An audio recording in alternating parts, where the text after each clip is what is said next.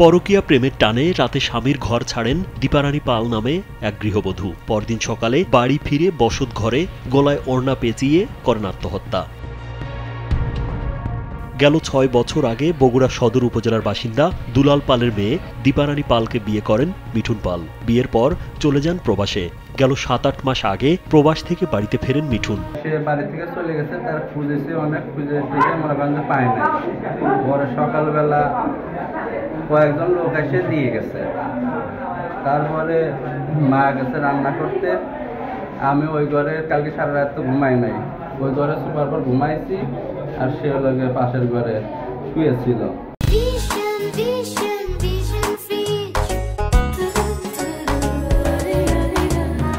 এরই মধ্যে ফেসবুকে সাগর খান নামের একটি ছেলের সাথে প্রেমের সম্পর্ক গড়ে ওঠে দীপার। বিষয়টি তার স্বামী সহ পরিবারের সবাই জানতে পারেন। সবকিছু জানার পরেও স্ত্রীকে মেনে নিয়ে বসবাস করতে থাকেন মিঠুন। ৬ বছরের দাম্পত্য জীবনে তাদের যমজ 2টি পুত্র সন্তান রয়েছে। পরে দেখেছে দরজা বন্ধ, পরে দরজা ধাক্কাইছে, দরজা খোলে না।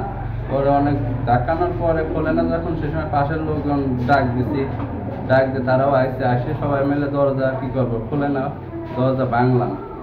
সাপড়টা বলতে সবাই মিলে ভাঙে চুরে যায়, দেখি যে সে ওইভাবে ঝুলে আছে। গেল বুধবার রাতে পরকীয়া প্রেমের টানে সবার অগোচরে বাড়ি থেকে বের হয়ে যায় দীপা। পরদিন বৃহস্পতিবার সকালে সুবতী মৈত্রডাঙ্গা গ্রামের সাহাই, মাসুদ ও সালাম দীপাকে বাড়িতে দিয়ে যায়। পরে বসতঘরে ওড়না গলায় পেঁচিয়ে আত্মহত্যা করে ওই গৃহবধূ। বাড়িতে বেরিয়ে গেছে, আমরা না পাওয়ার পরে বোমার খুঁজতেছি, রাত ভরে ধান খোঁজাখুঁজি করেছে, ছেলে খোঁজাখুঁজি করেছে। আমি দুটো নাতি ছেলে আছে, তার নিয়ে বাড়িতে আছে, আমি বাড়ির আশপাশ দিয়ে খুঁজেছি। তারপরে না পায়ে নাতি ছেলে নিয়ে আমি বাড়িতে ছেলে এলে রাত্রি খোঁজাখুঁজি করেছে অনেক রাত ভরে। তারপরে না পাই আমি ভাবছি যে থানায় ডিডি করবো, তাহলে অত রাত্রি তো ছেলে একা যাতে পার না, আমি নাতি ছেলেরা ঘুমা রয়েছে, ওরা নিয়েও যাতে পারতেছি নিয়ে। তা ভাবছি যে সকালে যাই থানায় ডিডি করবো। তার মধ্যে যে সকাল হয়েছে 5টার দিক, তখন ওরা এসে ডাকতেছে যে কাকিয়ে যে আপনার বেটার বউ চলে গেছিল, যে আপনার বেটার বউ আমরা ধরে নিয়ে আসছি। দীপাকে তার স্বামীর বাড়িতে রেখে যাওয়া সাহাই, মাসুদ ও সালামের সাথে যোগাযোগের চেষ্টা করেও তাদের পাওয়া যায়নি। এ বিষয়ে পাংশা মডেল থানার ভারপ্রাপ্ত কর্মকর্তা মোহাম্মদ সালাউদ্দিন জানান, খবর পেয়ে ঘটনাস্থল থেকে মরদেহ উদ্ধার করে ময়নাতদন্তের জন্য রাজবাড়ী সদর হাসপাতাল মর্গে পাঠানো হয়েছে।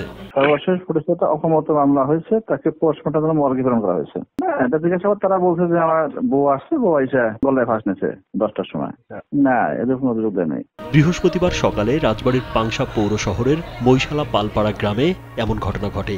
ওই গৃহবধূ পালপাড়া গ্রামের সিঙ্গাপুর প্রবাসী মিঠুন পালের স্ত্রী। রাজীব বিশ্বাস, কালবেলা।